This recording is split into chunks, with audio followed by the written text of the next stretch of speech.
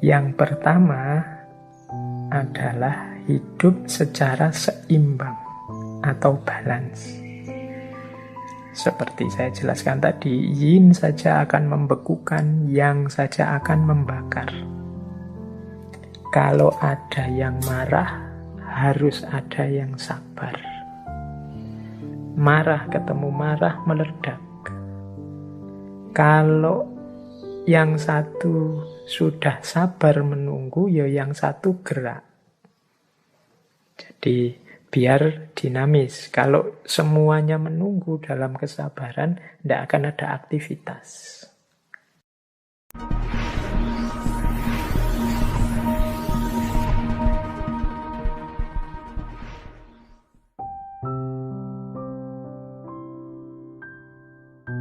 Assalamualaikum warahmatullahi wabarakatuh.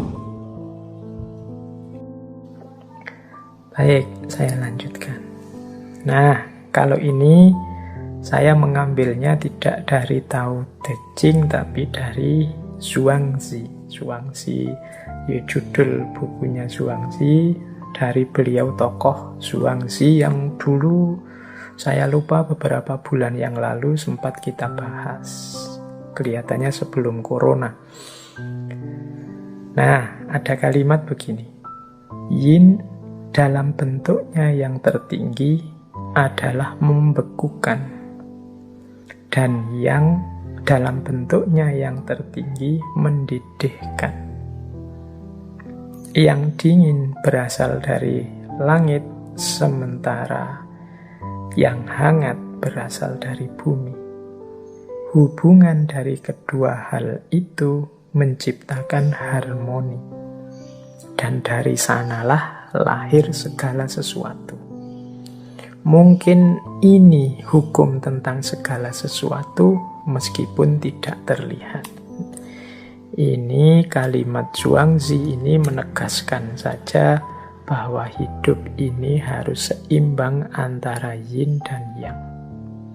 Kalau yin saja, hidup ini akan beku. Kalau yang saja, hidup akan terbakar. Teman-teman harus paham benar ritme antara yin dan yang ini. Misalnya dalam pergaulan itu kita ketemu yang karakternya yin, ada yang karakternya yang. Ayo diidentifikasi.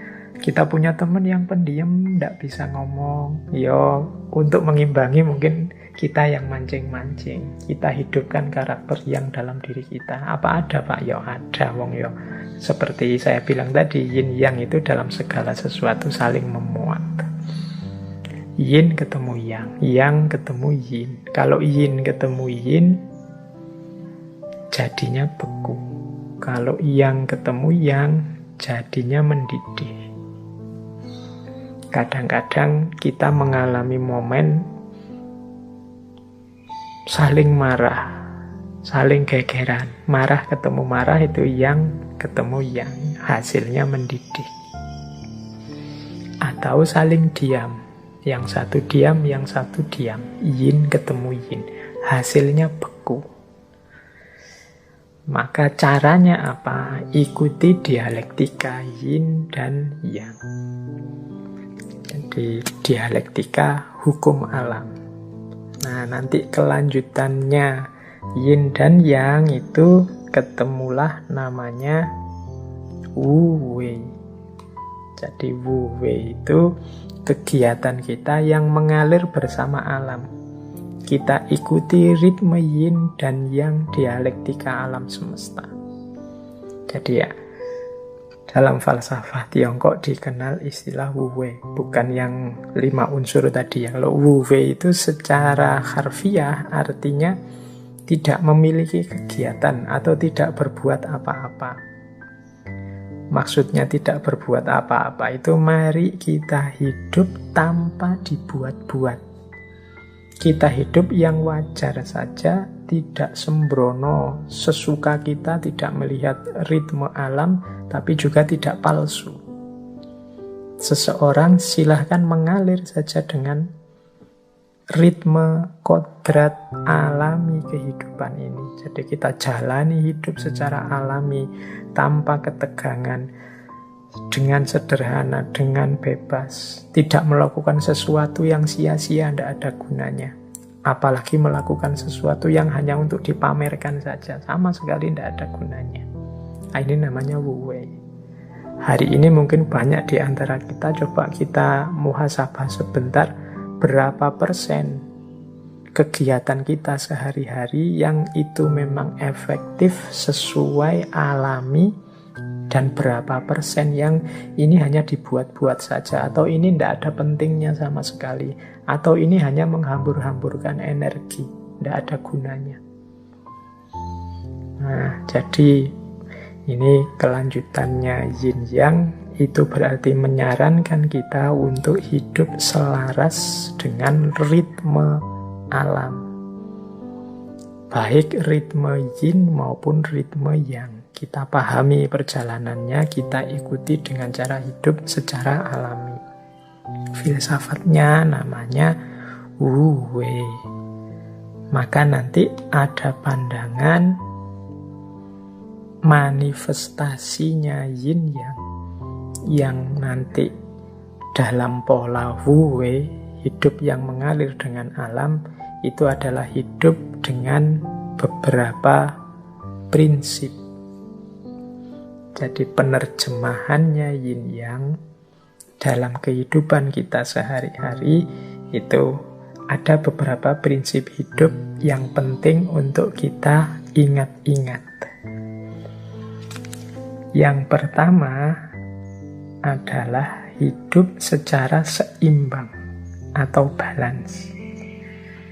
Seperti saya jelaskan tadi, yin saja akan membekukan, yang saja akan membakar.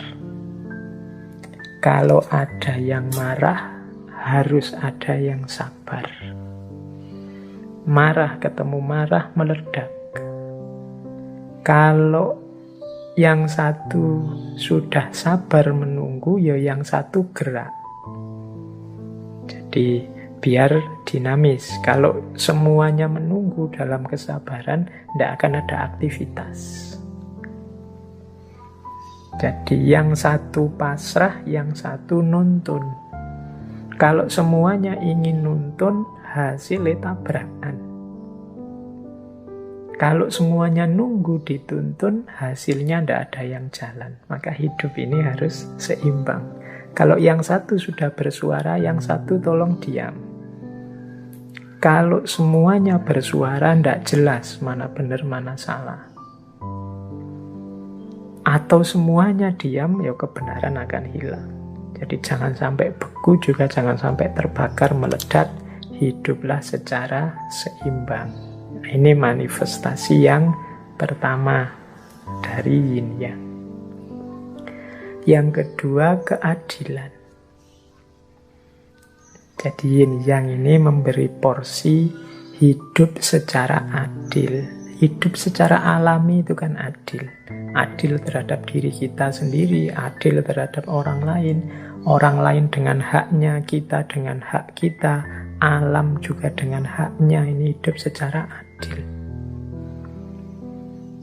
Ya kalau orang jatahnya 10, ya silahkan mengambil 10, kita beri 10, itu adil. Ini yang hidup secara alami. Kalau makanan itu muatnya di perut kita 1 piring, ya kita makan 1 piring saja, itu adil.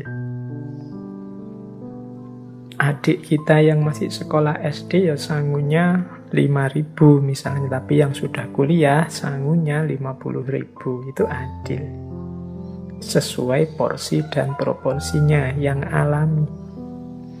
Yang baik dipuji, yang jelek dicaci, enggak ya, yang jelek diingatkan, ditegur. Ini berarti adil. Jadi kita akui memang hidup ini ada hitam, ada putih, dan saling berdialektika, tapi juga kita porsikan segalanya sesuai porsinya. Yang ketiga, hidup secara sederhana atau simplicity. Seperti tadi ya, tidak ada energi yang terbuang sia-sia, tidak ada kesembronoan, tidak ada kesia-siaan. Paradigmanya pas saja. Sederhana bukan berarti kekurangan, tapi pas. Jadi pas itu ya butuhnya tidur 5 jam ya tidur 5 jam pas. Butuhnya kerja sehari itu mungkin 6 jam, istirahatnya sekian jam dalam sehari ya dipenuhi saja secara pas, tidak berlebihan, tidak kekurangan. Ini manifestasinya yin yang dalam hidup. Nah, yang keempat, keluasan. Jadi kesadaran kita terhadap pola hidup, ada yang yin, ada yang yang. Jadi ada yang, ada yin, itu membuat kita luas, tidak kaku. Tadi kan dijelaskan yin dan yang itu saling mengandung. Saling mengandung itu maksudnya dalam yin ada sedikit kandungan yang, dalam yang ada sedikit kandungan yin, maka luweslah. Yang feminin kita, saya ini kan laki-laki, karakternya maskulin, tapi dalam diriku pasti ada titik-titik femininitas. Sebagaimana pada saudari-saudari yang perempuan pasti juga ada muatan-muatan maskulinitas. Dalam gelap ada sedikit cahaya, dalam cahaya kadang-kadang ada titik-titik kegelapan. Nah, ini karakternya, makanya di gambarnya yin yang itu kan gambar bulatan putih, setengah bulatan hitam, setengah. Di tengah-tengah bulatan putih ada titik hitam, di tengah-tengah bulatan hitam ada titik putih. Orang-orang baik, orang-orang soleh, orang-orang suci itu ya tidak kemudian kita artikan sama sekali tidak ada titik hitam. Mereka itu adalah bulatan putih, tapi sebagai manusia pasti pernah khilaf, pernah salah, pernah keliru. Mungkin hanya saja ditutupi Allah. Jadi ada titik hitamnya pasti. Yang ada di wilayah hitam itu ada titik putihnya sedikit. Mungkin karena tidak kelihatan, kita hanya fokus lihat hitamnya saja. Nah, orang yang sadar ini terus dia luas, tidak kaku. Jadi orang jahat itu ya adalah sisi-sisi putih, titik-titik kemanusiaannya. Maka seandainya benci juga tidak kaku.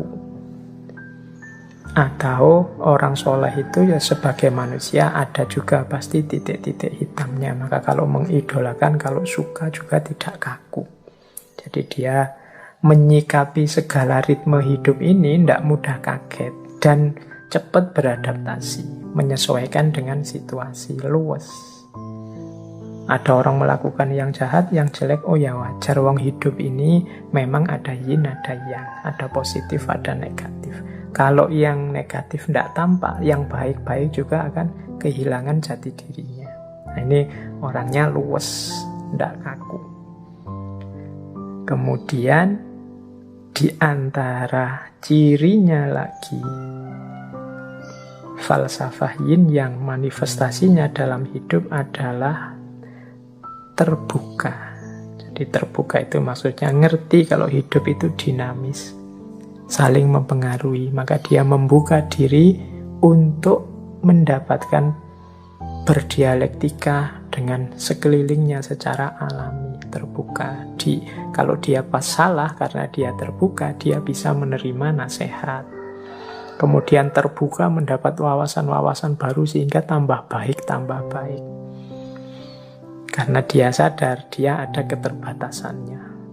Meskipun aku ada di wilayah putih, aku punya titik hitam juga yang entah aku sadari entah tidak. Kalau aku terbuka maka semakin meningkat, mungkin titik-titik hitamnya semakin berkurang. Dapat masukan-masukan baru.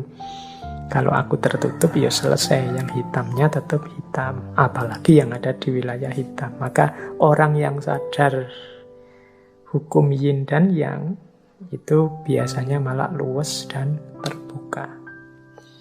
Dan yang terakhir, gembira. Jadi gembira itu berarti mampu menikmati hidup ini. Jadi ada apapun yang terjadi, baik sehubungan dengan dirinya maupun sehubungan dengan alam, Dia tidak terpengaruh, dia tidak mengeluh, dia tidak komplain, protes, tapi pertama-tama dia bisa menikmati, bergembira. Karena sadar, ya itulah alam. Karena kemarin kita rusak sehingga tidak seimbang, akhirnya kita nikmatilah sekarang mungkin beberapa kesulitan hidup. Ya wis resiko nih, mau gimana lagi. Jadi dia bisa menerima, ya, meskipun ya berlanjut dengan tadi, menyikapinya dengan adil, dengan luwes, dengan terbuka, dengan sederhana. Tapi hidupnya orang yang mengerti ritme alam yang yin dan yang ini, kecenderungannya dia gembira. Orang gembira itu ya mudahnya orang yang mau bersyukur terhadap hidupnya. Tidak seperti sindiran Al-Quran pada kita, kan Al-Quran menyindir kita, manusia itu khuliqa halu'a, diciptakan selalu berkeluh kesah. Apapun yang dialami, dia selalu berkeluh kesah. Nah, cara mengatasinya apa? Ya, Al-Quran kan mengingatkan kita punya karakter itu. Mari kita pahami ritme alam, kita pahami mode-mode hukum alam, termasuk yin dan yang ini, sehingga kita hidupnya tidak mudah galau. Apapun yang kita alami, misalnya, wah nilaiku kok jatuh ya semester ini, ya wajar sih, semester ini aku males belajar, ya mesti saja, terus nilainya jatuh. Ada ritmenya, ada hukumnya, sehingga kita tidak mudah kaget. Oke, jadi ini berarti apa? Cara kita menerjemahkan yin yang dalam hidup itu antara lain dengan cara hidup yang seimbang, hidup secara adil, sederhana, luwes, terbuka, dan gembira.